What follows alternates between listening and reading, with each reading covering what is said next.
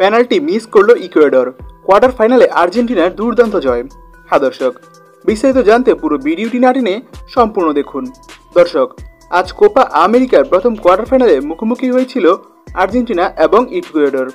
আর আজকের ম্যাচেই সহজ একটি সুযোগ পেয়েও তা গোলে আদায় করতে পারেনি ইকুয়েডরের এক খেলোয়াড়।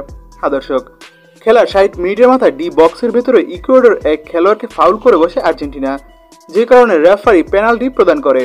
আর 60 মিনিটের মাথায় নেওয়া সেই পেনাল্টিটি লক্ষ্যভ্রষ্ট হয়। কার্যত মার্টিনেজ এমনভাবে দাঁড়িয়েছিল যে প্লেয়ার নার্ভাস হয়ে যায় এবং তিনি লক্ষ্যভ্রষ্টভাবে শটটি করেন। ডান দিকে ঝাঁপিয়ে পড়েন মার্টিনেজ, কিন্তু শটটি ছিল বাম সাইডে গোলকিপারের বার পের হয়ে তারপরে বলটি চলে যায় বাহিরে, যে কারণে এটি গোলে পরিণত হয়নি। 60 মিনিটের মাথায় যদি ওটি গোল হতো তাহলে 1-1 খেলা সমতায় ফিরত এবং ইকুয়েডর অতিরিক্ত সময় পেত, কিন্তু তা আর হলো কই। ইকুয়েডরের খেলোয়াড়ের বোকামিতে শেষ পর্যন্ত ম্যাচটা হারতেই হলো ইকুয়েডরের।